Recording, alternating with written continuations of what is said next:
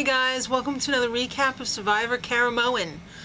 There's a little unrest on the Favorites tribe.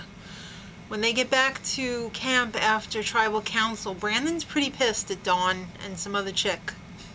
He says he's a honey badger. Basically, I guess that means that he's like a wild animal that's mean.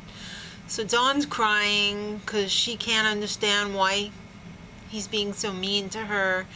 And he's upset because he can't understand why everybody was so mean to Francesca. So he's gonna be reincarnated as Russell because that works so well for Russell and his brother, aka your Uncle Brandon. Do you remember Big Brother this past summer? It didn't work out too well. Alright, so Cochran's spending some time with Brandon and he's like, it's kind of bipolar. You don't have to be a psychiatrist to diagnose Brandon, as he's got some severe mood swings. So Philip talks to him and he's like, you're middle management. You're not at the top of the alliance. If you were to join our alliance, you can't just come in. So he gets pissed and he calls out Philip to the rest of the tribe.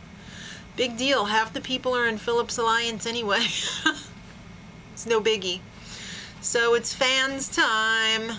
Shamar likes to lay around a lot. He likes to be chillaxing in the shelter. And everyone's not cool with that. But he don't care, because he's in the Everyone Else Alliance.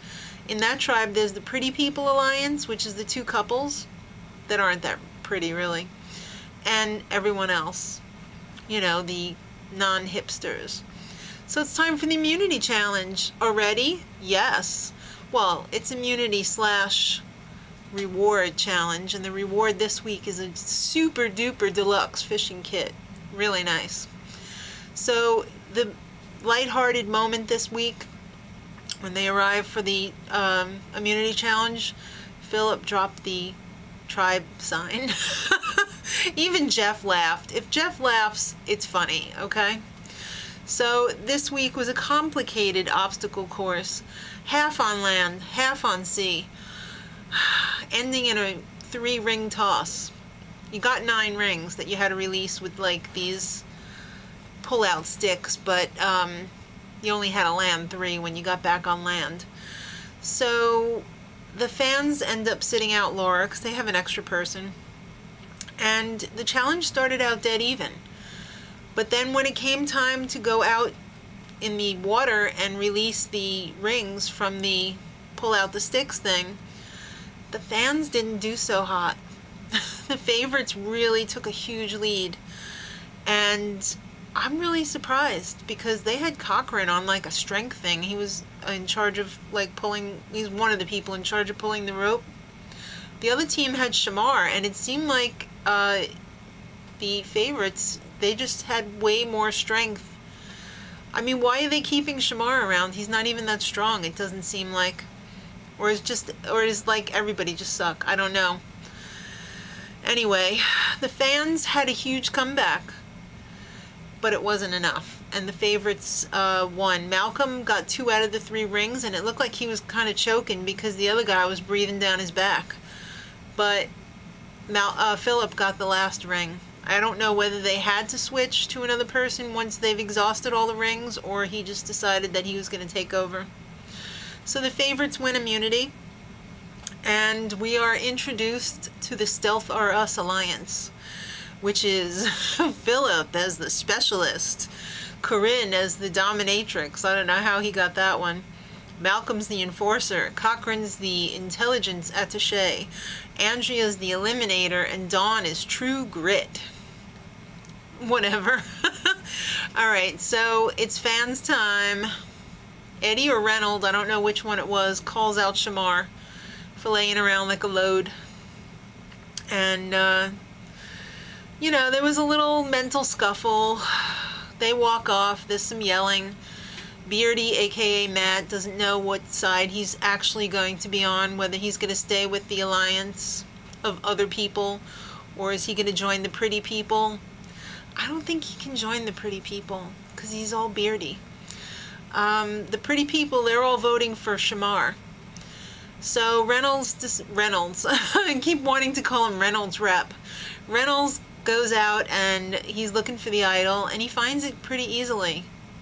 They really should do a better job of hiding these idols, because every season people are finding them left and right without any clues even. Come on.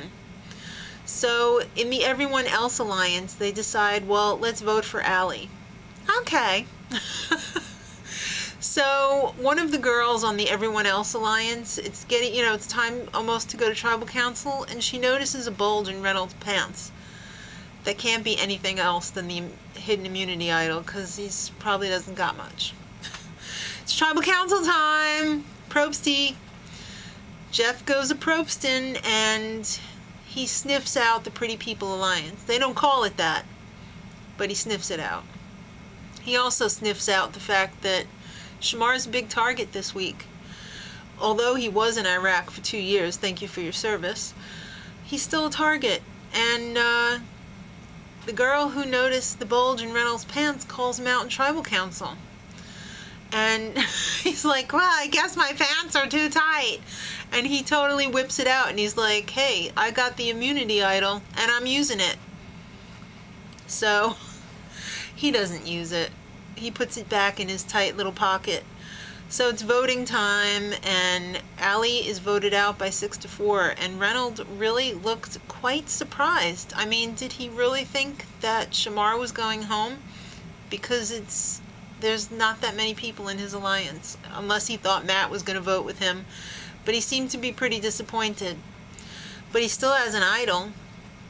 So Jeff's advice to everyone is, you got to get it together, kids. You got to get to the end if you want to win. And if your tribe's divided, chances of that happening aren't pretty good. So next time, it's going to be a 3-ring circus. Ring number 1, Shamar freakout. Ring number 2, Brandon wants to pee on everything. Ring number 3, something they didn't show us. Till next week, much love.